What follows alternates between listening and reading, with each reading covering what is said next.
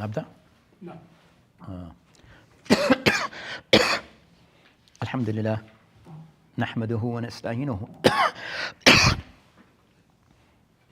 الحمد لله, the sounds. الحمد لله نحمده ونستعينه ونستغفره ونعوذ بالله من شرور أنفسنا ومن سيئات أعمالنا. من يهده الله فلا مضل له ومن يضلل فلا هادي له، وأشهد أن لا إله إلا الله وحده لا شريك له، وأشهد أن محمدا عبده ورسوله صلى الله عليه وعلى آله وأصحابه ومن تبعهم بإحسان إلى يوم الدين. أما بعد. Clear? Is it? Now, inshallah ta'ala, so today, inshallah ta'ala, we'll be continuing discussing the book Al-Arba'in Al-Nawawiyah, and we started discussing Hadith, which is the Hadith 34th Hadith, so the 34th number, Hadith number 34 in this collection that have been put together by An-Nawawi, rahimahullah ta'ala. So we had read the Hadith, or we started the discussion of Hadith, so we read through the Hadith both in Arabic and English. Also with the Hadith that we start to discuss concerning matters regarding first at-takhrij. So we had mentioned, so regarding concerning takhrij of a Hadith, I mentioned the Hadith that the author here, he mentioned Hadith in the Sahih Muslim, but also the Hadith is found in other books. So we have read some of those narrations that are found in other collections, such as, we didn't read Abu Dawood, but it's in Abu Dawood. We read At-Tirmidhi, Nasa'i, Ibn Majah, and a slight difference in wording. So the Hadith of Ibn Mas'ud and also others among the Sahaba that have narrated this Hadith, that this Hadith can be found in overall of Kutub al-Sitta. Even Bukhari mentioned the Hadith, but he mentioned just a portion of Hadith, which is the Qissa that relates to the Hadith. So this narration, it doesn't mention regarding the story with the Hadith, it does mention the Hadith. So overall, we mentioned the different wording of the Hadith, that the wording generally are very similar, a few changes in words, but the general meaning is the same. That also, as we state, that in this discussion regarding this particular Hadith, that we covered, that with this particular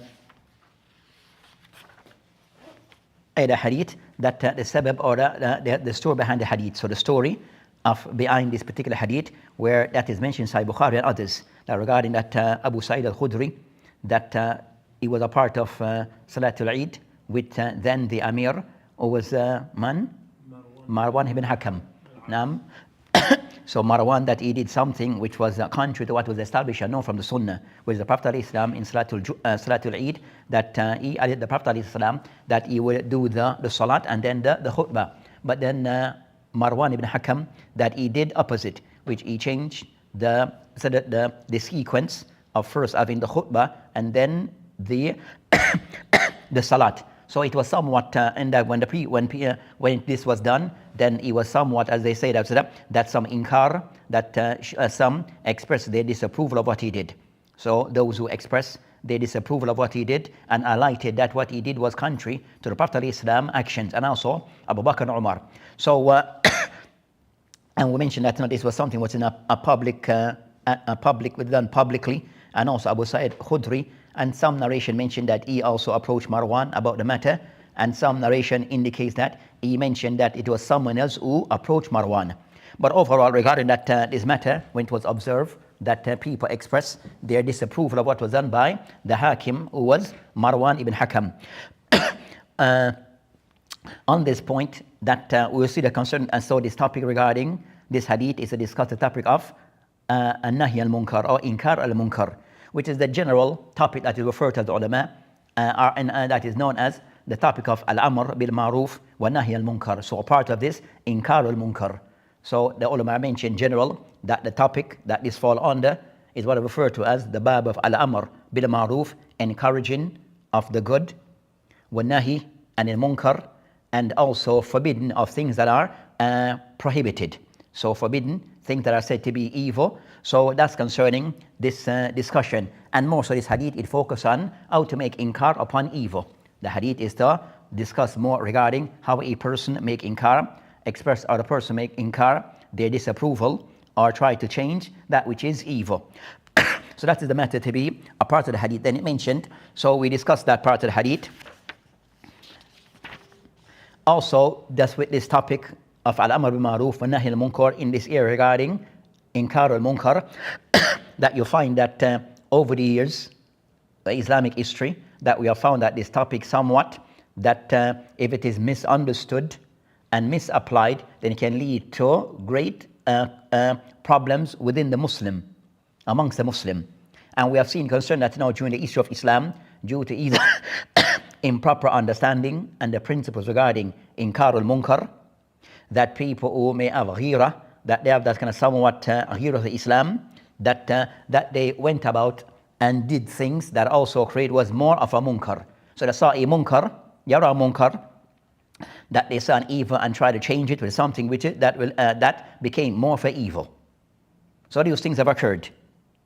So the things concerned so is for one to have a clear principles and guidelines regarding how to make inkar upon munkar, and also the same thing regarding encouraging of good. But in our discussion is more so matters relating to inkar al-munkar, that a person renouncing things of evil, how to go about doing so.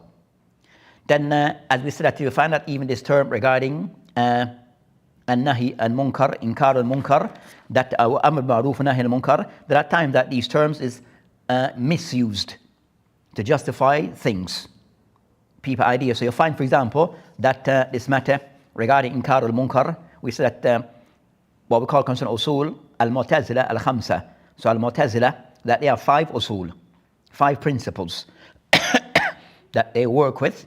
One is tawheed, second adl, third manzila bayna manzilatayn, and the fourth al-amr bil ma'ruf wa nahy al-munkar, and the fifth al-wa'id. Al-wad wal-wa'id. So they have these 4 principles. Now the Mu'tazila. But if you were to question concerning what you mean by tawheed, it's not tawheed as we know it. It means tawheed with them means nifat, nafiya sifat, is negating Allah subhanahu wa ta'ala sifat. And also regarding concerning that al-adl, justice with them means nafi al-qadar. So even though the words that they use seems to be, that noble words and terms, but they have a different understanding. And with that, because their understanding is different, their application will be different. Now what you would expect regarding the word tawheed, what you expect is what they practice is completely different from what you would expect regarding matters relating to tawheed. And the same thing regarding adl. So justice being fair, but for them it means al-adl, nafi al-qadar, negating al-qadar. Then also they have manzila bayna manzilatayn, a next matter regarding al-kabahir. Then a next matter which is they have concern, which is al-amr bil ma'ruf wa nahy al-munkar, encouraging of good and forbidding of evil. As for them, amr bil ma'ruf wa nahy al-munkar, this topic for them, what it means, khuruj al-hukam, al-ja'ira. So hukam, the Muslim leaders, who they see to be jahir, that are seen to be oppressive, then they see it as it's justifiable that they mention it as wajib, that you should make khuruj against them. But for them they label this amr bil ma'ruf wa nahi anil munkar. So sometimes people might use certain labels that we can connect to within the vocabulary of Islam. But as what's being applied by those people is completely different from what you would expect. So these things sometimes occur. So on this matter, and also you find that from of old and also of present, that application and understanding of this chapter or this discussion of encouraging of good and forbidding of evil, or inkar al-munkar, that you find that also you find that those people who in this regards, that you find those that they go to hulu, they go to extreme regarding whether encouraging of good and forbidding of evil, inkar al-munkar. And also those who go to the next extreme, in the jafa, they don't give this matter attention. So these matters, you find that matters regarding munkar occurring amongst the Muslim, that you really see them, they don't that inkar of munkar, they take these matters very lightly. They take these matters very lightly. So you find that especially concerning munkar that are widespread amongst the people. widespread amongst the people, that they were kind of somewhat, they would not discuss these matters, try to make any form of reference to these matters. They kind of somewhat go completely quiet. And at times, those ones who have this level of jafa, that at times that the person or those who try to make inkar or kind of somewhat to reject of these things and go against and speak out against these things or express disapproval, that they kind of somewhat they start to attack you. You become the one who's attacked. So that's concerning. We said no, those extreme. So the balanced path is as outlined by the ulama based upon what is drawn from the text and the way of the Salaf al-Salih regarding al-amr bil ma'ruf, and in our case inkar al-munkar, which is nahi and al-munkar. So as I said, is trying to find a balanced way of approaching this. If the understanding is imbalance, then the result also would be chaotic and chaos. Where something which is halal becomes haram, and that which is haram becomes halal, and that which is munkar becomes ma'ruf, and that which is ma'ruf becomes munkar. So everything kind of somewhat starts to go in a different direction, because lack of ilm and understanding, and also with this, it leads to, bad application. So to have proper application, it needs proper ilm, sound knowledge, especially on this topic of al-amr bil ma'ruf wa nahi anil munkar, or in our topic here, inkar al-munkar. So on the things that will kind of sound that no, and the ulama regarding this topic, you find books that have been dedicated just this topic. So you have books, it means that of those books that are specific to this topic, so the books that are topic led on this topic, that many of the ulama of past and present have written on this topic because of its importance and of the distinguishing feature of the Muslim, that they encourage of good. And you have clear system regarding doing so. That of the points of the hadith, I would say that for even, for example, Ibn Muflih, in his book Al-Adab al-Shar'iyya, he discussed this matter regarding inkar al-munkar wa amr bil ma'ruf wa nahy al-munkar in a book of adab. So he discussed even these things in the book Adab al-Shar'iyya, discuss matter regarding encouraging of good and forbidding of evil. So the person have some understanding regarding this matter. As it can lead, comes as a sort of Khawarij, so the group of the Khawarij, that according to that, that they were of those people that they have this ghira, according to them, of Islam. What is ghira? It is zeal towards Islam or the person. No, not. Ghira is different, like it's kind of like jealousy. It is jealousy to Islam. So this level of jealousy and concern for Islam, which we all should have, but it went over the top because of lack of knowledge. So the person might have this concern, this jealousy for Islam, but if it is not guided by ilm, then it can be, as they say now, it can become destructive. And that's what we find in the past and present. That we find that things, especially that they find that things that people enter into certain areas of Islam that are more complicated areas of Islam without knowledge and clarity, it leads to chaos. It leads to chaos. So of those things that we'll try to cover, so you find that we'll go through different, you have this points that we'll kind of, maybe the next lesson might cover these points. That this is someone did a writing on this topic. So they mentioned this is Qawaid Muhimma. So we discussed that, but we'll discuss this maybe next week. We discuss this book or condense, mention these topics. He mentioned, so he has the book that of Qawaid al-Muhimma fi amal bil ma'ruf wa nahy al-munkar fi ala daw al-kitab wa sunnah. So is principle surrounding, fundamental principle surrounding encouraging of good and forbidding of evil in line with the Quran and the Sunnah. So of the things that he mentioned, or what is mentioned, I said we discuss this next week, that he mentioned that he mentioned about Al-Qa'idat al-Sabi'a, 7 principles.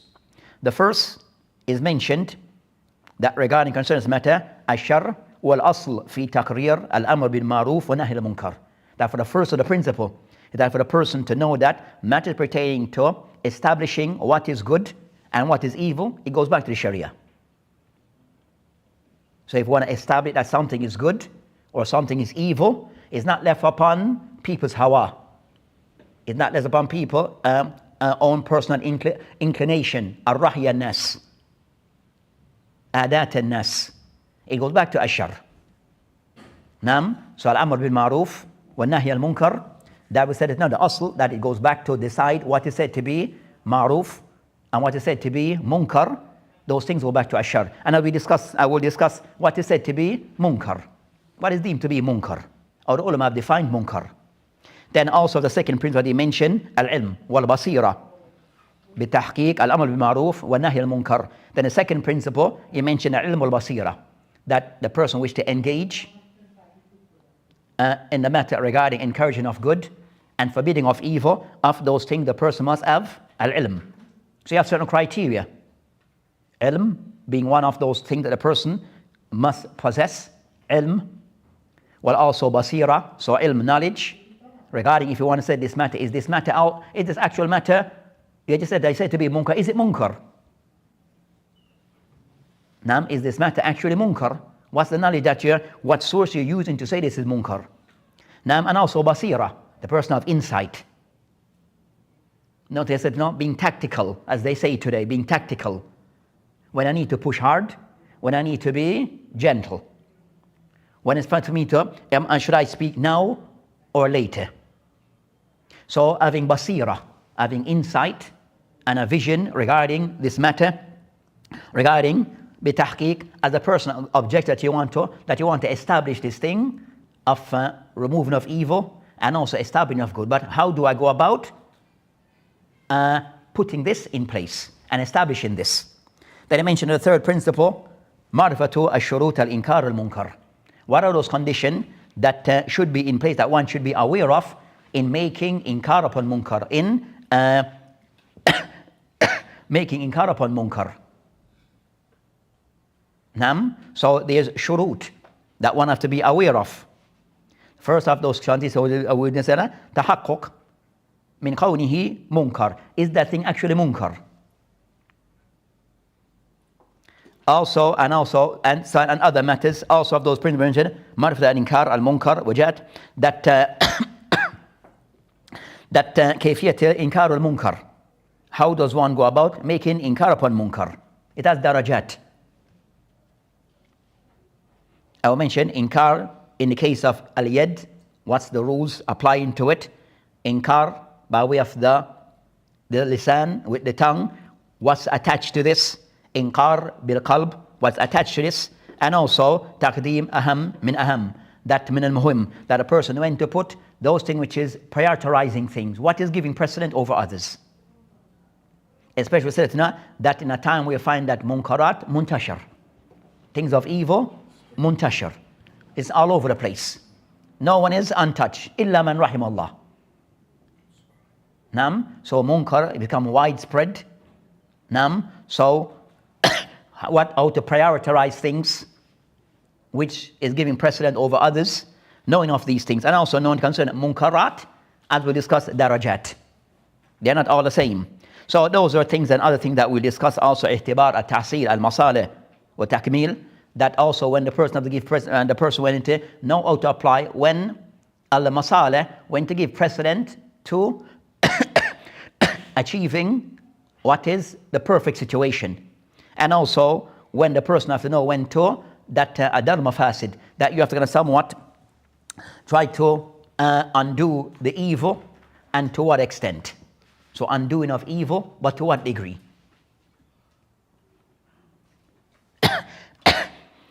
And other matters. And also tathabbut fil umur wa adam al-ajala, and also regarding al-amr inkar al-munkar, nahy al-munkar, that a person not to be hasty. And also tathabbut fil umur, that a person also have to try to verify things and ensure things are as it is. Okay. Try to ensure that things is in its proper place. I hear from a person, but is this person reliable? And why is this person deemed to be reliable? So those are the things we'll discuss inshallah ta'ala in the coming lesson regarding this matter. But as for today, of what we can try to cover regarding inkar, this matter regarding the hadith the Prophet mentioned regarding man ra'a minkum munkar, that the one who the Prophet mentioned, man ra'a, that is mentioned, and Abu Sa'id al-Khudri, and تعالى أنه قال سمعت رسول الله عليه الصلاة والسلام يقول من رأى منكم منكر فليغيره بيده فإن لم يستطع فبلسانه فإن لم يستطع فبقلبه وذلك أضعف الإيمان. So the Prophet ﷺ mentioned the hadith, wasn't it? Rahu Muslim. That yearly the Prophet ﷺ mentioned regarding concerning the person who has seen an evil, then he should try to change it with his hand. They mentioned the general meaning of this hadith, that it shows regarding concern that the person who's an evil, then meaning that mention man ra'a, either man ra'a, thing that you actually see yourself, so you're witness to that thing and understand, as I said, what's related to that matter. So you see something and understand the situation, can put things in context regarding that situation. So even though you see something, but you can put it in context. Also, of this, they mention ra'a, that it could be something that you didn't see but you hear, but what you heard you can put it in context. Or they mention that khabar min man yathik bih, that you receive information from some that you trust, a trustworthy person, a reliable person. So overall, regarding the person who have come in contact regarding something which is a evil, so the person who have come in contact with something which is evil, or a way of evil, it mentioned that the person make inkar, that the person that they express their disapproval and their disgust and try to change of that thing. So we'll discuss regarding munkar, man ra'a minkum munkar, and I mentioned minkum yani all the Muslim, waman shartiyya. So it means that it's not restricted to some over others. It's anyone amongst you. Anyone amongst you who see an evil, I would say no other things that goes along with it, but those things to be covered. So as we said at this hadith,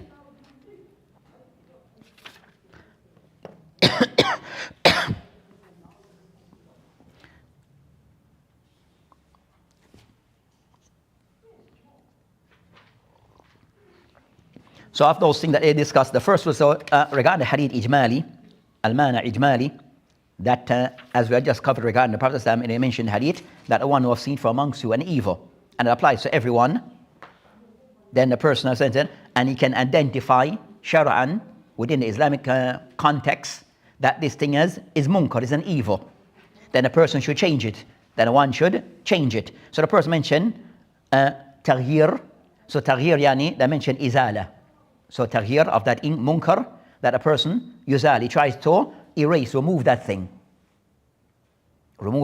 completely. So that's the first objective, to remove that evil completely. And that's for a person who has the ability. Then I mentioned a person does not able can remove that thing physically,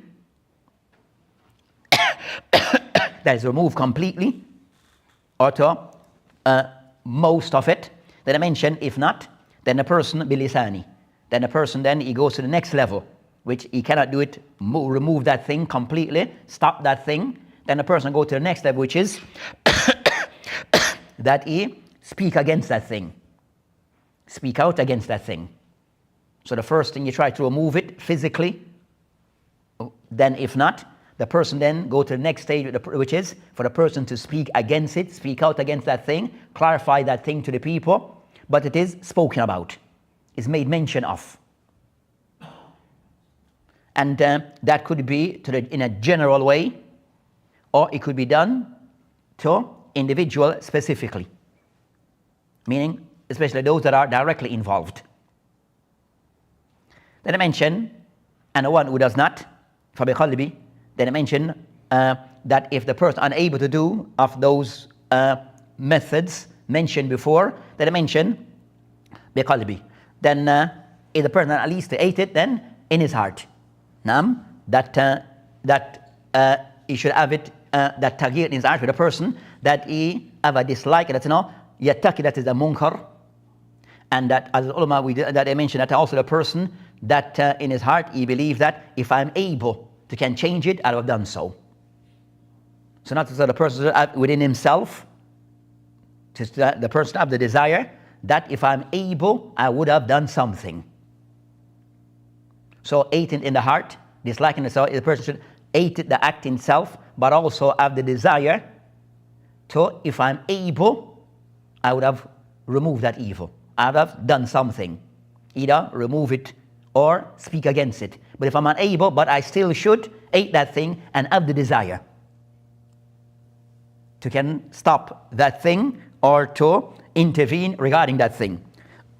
Then I mentioned وذلك أضعف الإيمان, that is the weakest of Iman. They mentioned regarding concerning the weakest that hate in the heart is the least. But a person have that hate that's weak. They mentioned here that is in context of these different ways of inkar al-munkar, izalatul munkar. So it's not per se adaf al-iman regarding iman in general, but in the specific case of inkar al-munkar. So the least of it, you should hate it.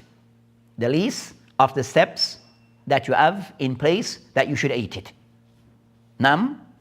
So that's concerning that matter. As we said, the hadith, there's a point that this hadith considered it related to the case of Marwan and Hakam. Nam, who kind of somewhat that person who was there make inkar, or Abu Sa'id al-Khudri make al-inkar, but also it shows regarding concern that where you might find that a munkar, nam, when it is supported by the state and involve people who are the authority, then that's a different sense. That's a different approach.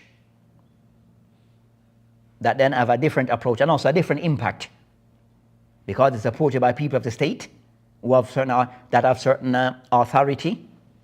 Nam. So you find that in those cases, then the matter become even more, as I said, complex. The matter become more complex, and you find that I would say with the hadith of Marwan ibn Hakam that the reason behind why he was doing this, as mentioned by some, that during that time concerning that Umayyin, that those were there from the Bani Umayyah, who were the ones who were in charge from the family line of Muawiyah ibn Sufyan. So that line, you understand, they had like there's still a little amongst them that they still had, and there were still issues, ongoing issues regarding them and the family of Ali ibn Abi Talib. So when they said that, you used to, that in the khutbah, that they used to, from Bani Umayyah, that from the khutbah, that in their khutbah, that they all that they would not critique, a curse. They will curse Ali and that line, because they were opposite. They're like two fractions. You understand? So two factions amongst themselves regarding certain matters. That Ali and his family, so those who still from a descendant, they and them have a little between themselves issues. So they used to speak against them in their khutbah. So I'll mention that they would speak against them, and times they would highly praise others. I said and so when the state is involved, then situation become a bit more complex. But then and most of the people, whether the people are somewhat to, I said that's kind of to avoid certain things, they will not wait for the khutbah. They pray the salat, and after salat they just disappear, because they didn't want to hear all of this. We call it that political thing. You attacking the other side and praising those on your side. So he said those things exist then, and that was time of that Abu Sa'id al-Khudri was then alive in that time, and that existed then. And Abu Sa'id ibn Sahaba. Can you imagine our time today, throughout the years in Islam, amongst the Muslim? You understand? So you find that again, and these things, they emerge ever so often. So you find that also the time of Ahmad bin Hanbal, that the state that they supported regarding Khalq al-Quran. So the state was supporting matters regarding Khalq al-Quran. And not only that, they want to establish that among the entire nation, where they'll send people out, so they have people that will be appointed within the courts of the ulama, that will be their advisors and their people of ilm. but those people also were corrupted in their belief. But they'll use them because both were using it. But they'll use people that were close to them, and with this they'll test others. So that goes in the time of Ahmad Hanbal that he was tested regarding concerning Khalqul Quran, and that was that by then the people in the leaders of Muslim with their with those that were there, that their supporters, and amongst them people of ilm.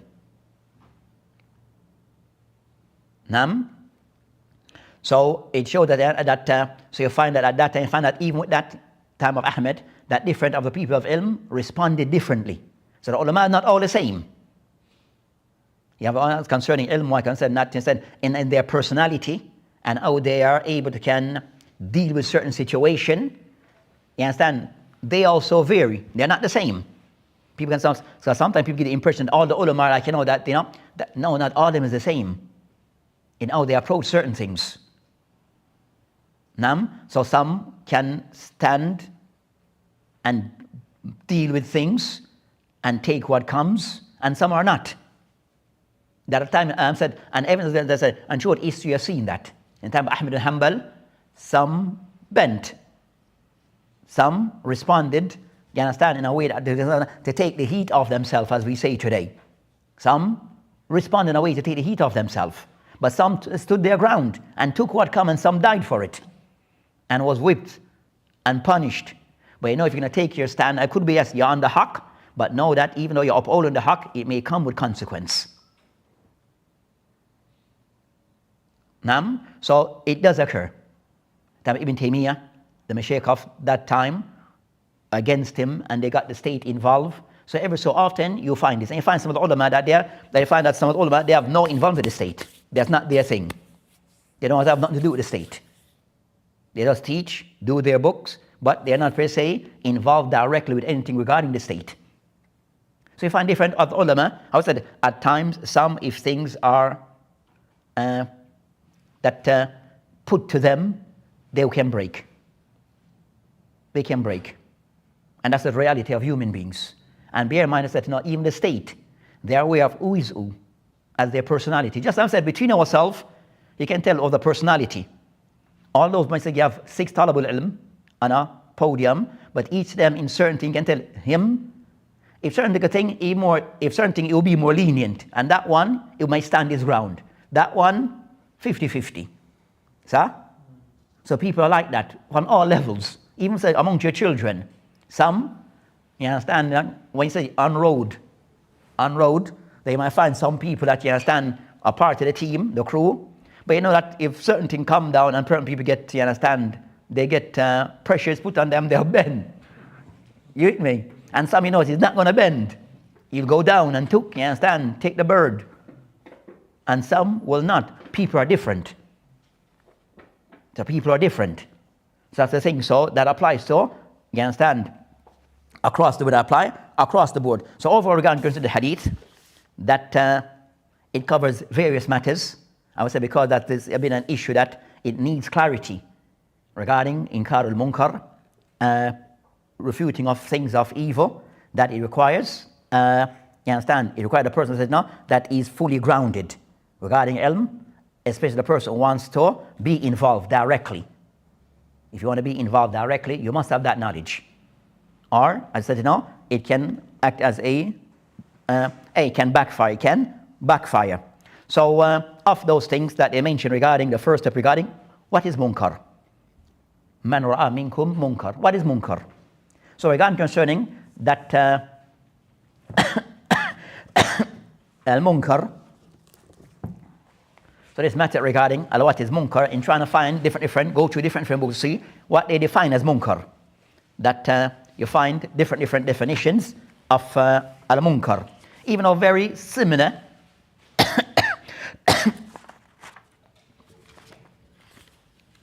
So regarding concerning al-munkar, did al-ma'ruf, wa shar'an, istilahan, al-munkar, that some have mentioned regarding al-munkar, kullu, huwa kullu fi'lin, that every action, or qawl, or statement, or ittiqad, or belief, nahanhu ashar, that the Sharia has forbidden. So any action, any statement, any form of belief that the Sharia have forbidden, then that is munkar.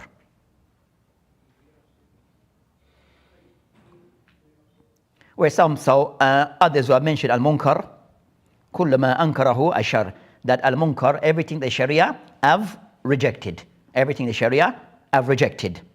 لِفَسَادِهِ, because of the fasad, what's fasad that is attached to it, the evil that is attached to it, وَالضَّرَرْ, and the harm that is attached to it, min kulli, from any form of mu'taqadat, from things of belief, wa aqwal, or things of statements, wal af'al, and things of actions.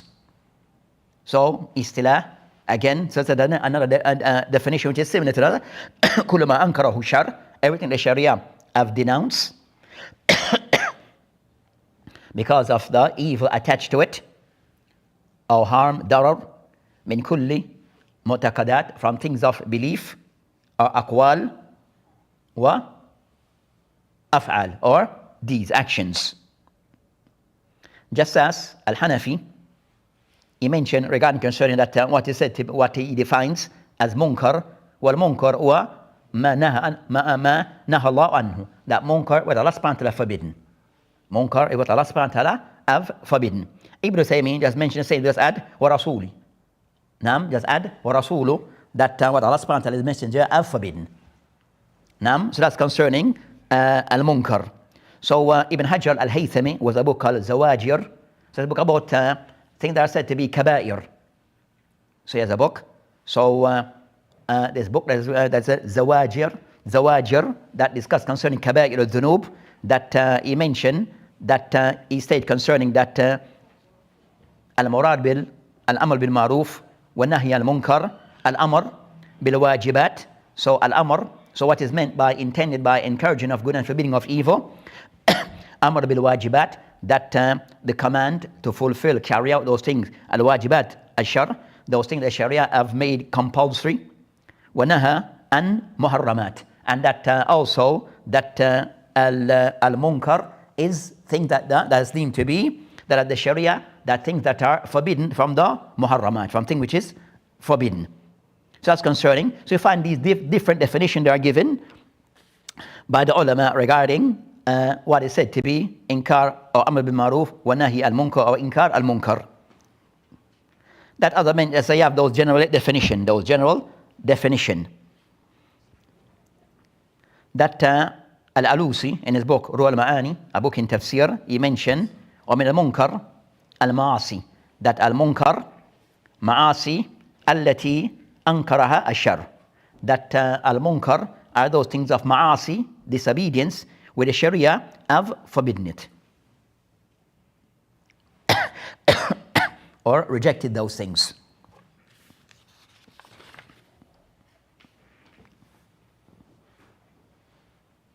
Of the ulama have mentioned that al-munkar, according to the definition, huwa tark al-wajib, so munkar, tark al-wajib, leaving away something which is compulsory, or fi'l al-haram, or doing something which is haram, saghiran kan aw kabiran, whether that thing is something which is something to be small or large or great, whether that thing is small or great. So that is munkar. So they mentioned that a munkar, tark al-wajib, leaving away something which is wajib, or fi'l al-haram, or doing something which is haram, saghiran kan aw kabira, whether that thing is considered to be something which is something with a small act or a large act. So that's concerning what they mention as what is al-munkar. So I said the first thing is to understand what is said to be munkar, what is deemed shar'an as al-munkar. And if we're to look at the words that they use, without the word consider what Allah subhanahu wa ta'ala made forbidden, what is forbidden in Sharia, so it goes back to, we mentioned a minute, that the source of deciding of what is said to be munkar, evil, or ma'ruf, go back to the Sharia, Al-Quran wa Sunnah. So also knowing to identify that this thing is good or this thing is evil, you understand, it's not based upon opinions. And sometimes, so it goes back to Ash-Shar, it goes back to the Shar to set as to what is it deems to be good and what it deems to be evil.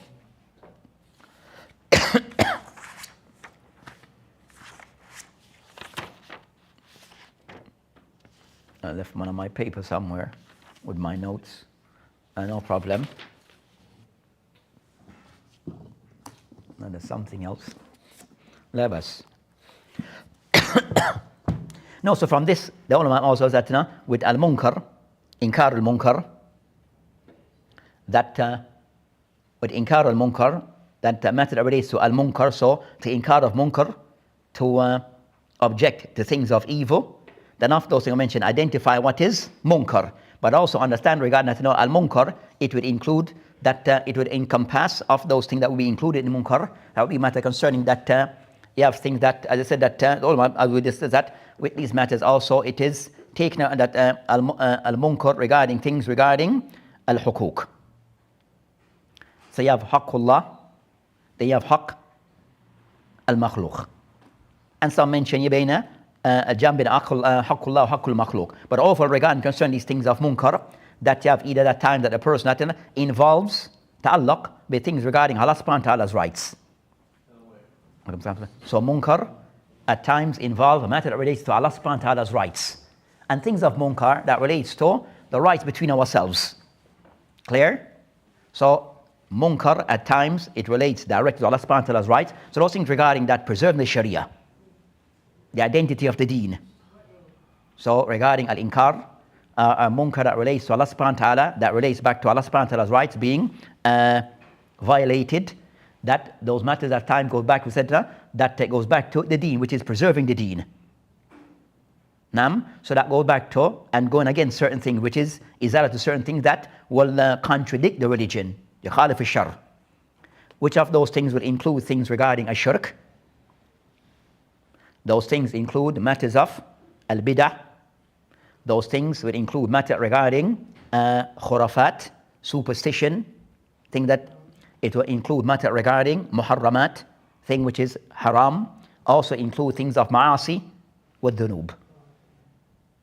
So things regarding, that goes back to matters regarding the deen and haqq of Allah subhanahu wa ta'ala, that was at the peak of the regard, would include matter regarding ash-shirk. And then said now to trickle down, goes into different areas regarding of the matter which goes back to then you have things that relates to, so that's concerning matters regarding haqqullah wa deen. Then you have matters that relates to things of al-munkar that will occur regarding how we function between ourselves. So you find that of those things that are how we function. So and of those things, we said of the first one I mentioned, a definition I mentioned at times, and regarding of those hukuk, which is that relates to our deen, that a person leaving away certain thing which is wajib diniya, tarak al-salat, tarak al-siyam, tarak al-hijab. So those things are, we said, some of the identity of the deen. Those things are identity of the deen. So the person doing opposite by not doing what is that is a must upon us. Then that becomes the person fall into that munkar that relates to matters of the deen and Allah subhanahu wa ta'ala's rights. As they mentioned that every munkar that is done by a person that said ma'asi is a ta'an fi tawhidi. It's a deficiency, a naqs fi tawhidi. It's a deficiency in one tawheed. It's a deficiency in one tawheed, where the person is disobeying Allah subhanahu wa ta'ala. So they mentioned regarding, so it will include that the person that those munkarat diniya, that if the person leaving away that which is wajib upon him, or the person also fall into thing which is haram.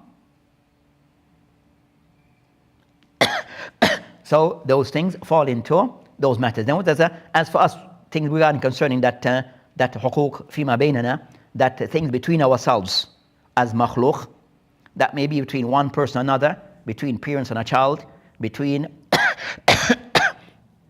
husband and wife, between the leader and the state, so it falls into different areas. Fall into different areas regarding how we function, even these concepts al-munkar, not only between people with people, but also even with things around us. animals, violating their rights, taking away their rights, nam, and anything else, plants, environment as they call it. Nam. So overall, in the sense of not the misuse of those things. Nam. So overall, regarding so these things regarding al-munkar, that is that you have things that yatahallaq bihaqqillah, that those things that relate to Allah subhanahu wa ta'ala's rights being removed or violated, and things regarding between ourselves as creation.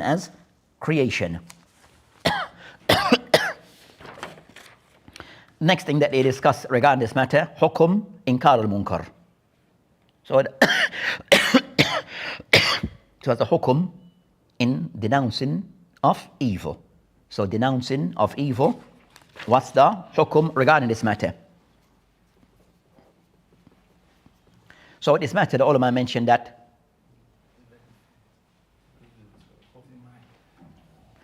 so in denouncing of evil, that the ulama mentioned regarding the hukum al-shar'iyya, that in that at times it is fard kifaya.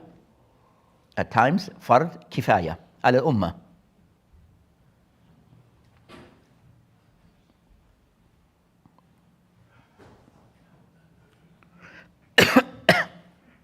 So at times it is fard kifaya.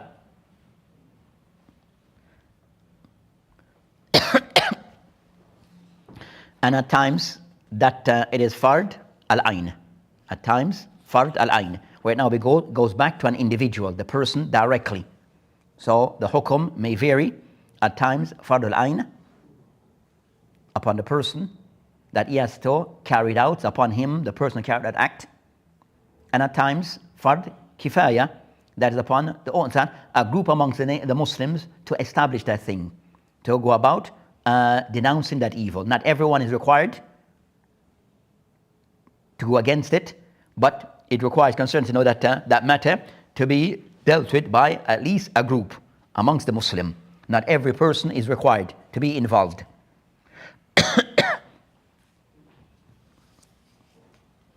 And what time is?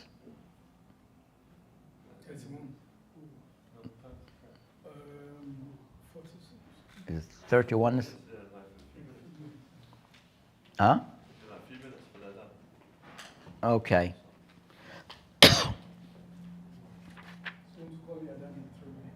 Or 3. So I said that, as for those who say it is fard, ain, they use this hadith. Man ra'a minkum munkar.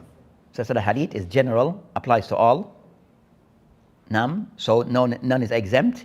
They mention exemption regarding that matter concerned to not, and man ra'a minkum, it didn't concern a person who is an adult, sane Muslim. Adult, sane Muslim, then this applies. From what you have seen and witnessed regarding a munkar, and it's within your ability, then it's upon you to denounce it and try to remove that evil. So I said that that may vary from one person to another, but based upon the situation and circumstance of that person. So the person who's a father in a home, then in that authority, you understand, he might see things that's not as of in the home, you will see things that no one else will see. So it becomes upon you then to deal with that matter. The inside things that occur in the public, that the person in one city might be aware of, the person next city is not aware of it. The person in the same street. So each accordingly to establish it. So the person, as I mentioned, man ra'a minkum, the one who sees it. So it's the person who sees the thing or you hear the thing clearly, then it becomes, as I said, to a degree, your concern. So it could be upon you wajib. So if I find a group of people, but only one person know that, identify that thing is a munkar, then it becomes upon him to deal with it. It becomes fardul ayn upon him, even though there's 10 other people with him. But because he's the one, tafaddal Shaykh. So it becomes, if he's the one who sees and knows, then even though there's 10 others with him, because he's the one who understands the matter, then it becomes upon him, fardul ayn upon him.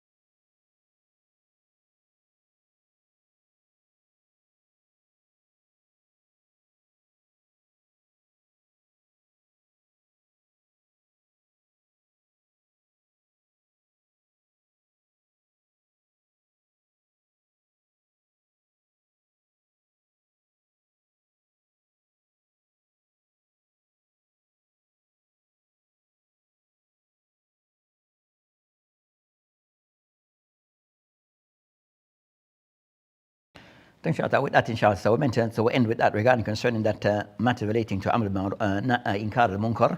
At times it may be Fard Kifaya, and at times it may be Fard al-Ain. Fard Ain. So, inshallah, next week we'll continue. So we stop there, and next week we'll continue discussing this matter. And you have Al-Nawawi and others, Al-Ibn Hajar, that I've mentioned regarding that cases where we come maybe Fard al-Ain. Nam, and cases, as we'll give an example, that is something that, so we'll give an example for, we add their break with Adhan. But overall, as I said, these are some of the matters that relates to this topic. I said this topic somewhat requires many lessons, because of past, and even today it's still a matter where that people have a misunderstanding.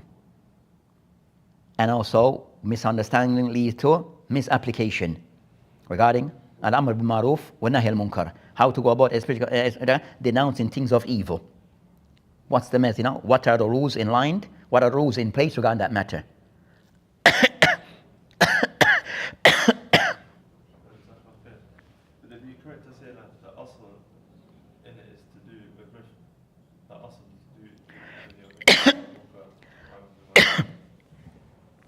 to do that can be said. يختلف أحوال الناس.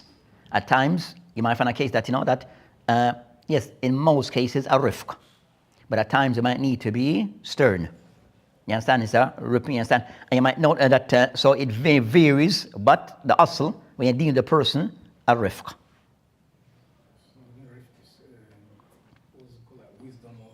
As I mentioned, that other said of the shurut al-inkar al-munkar, we'll discuss concerns now. What are the things that should be in place? What are those things that should be in place? And those matters come concern adab inkar al-munkar. What are the adab that a person somewhat does take into account when you want to denounce something or you want to correct something? What thing that you have to do now? Take these things into consideration. It's after adab, but if those things sometimes are not present, it can, you understand, change the script. So you might have a valid point, but how it is executed, it kind of somewhat wasn't done the correct way. So kind of somewhat it kind of backfire. So those things, those are the adab and the shurut that a person has to be aware of. And sometimes you see it all the time. And you see it all the time where people, and cases I will discuss consider that at times of inkar al-munkar, we said it is fard al-ain, fard kifaya. At times it is allowed for the person sukut an. When is there cases where the person, it is better for the person, or is it allowed at all, the person evil, for him to remain silent? Is that allowed? So, and we'll discuss concerning that with inkar al-munkar, as is a munkar of different degrees. So you have munkar of different degrees. So putting all those little pieces together to make sure the person get the best result. At the end, get the best result. But it requires certain things to be in place, and understanding, correct understanding that goes with it. So I said we end for today here and continue next week. Wabillahi ta'ala tawfiq.